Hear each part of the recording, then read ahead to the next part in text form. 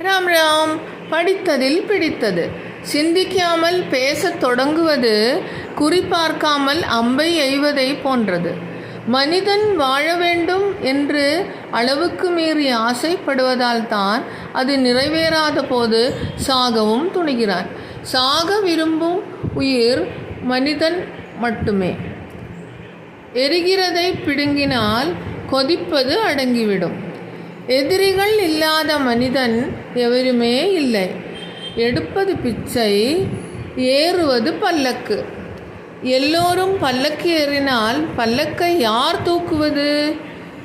நிறை கண்டால் போற்றுங்கள், குறை கண்டால் ஒன்றும் கூறாமல் இருங்கள்.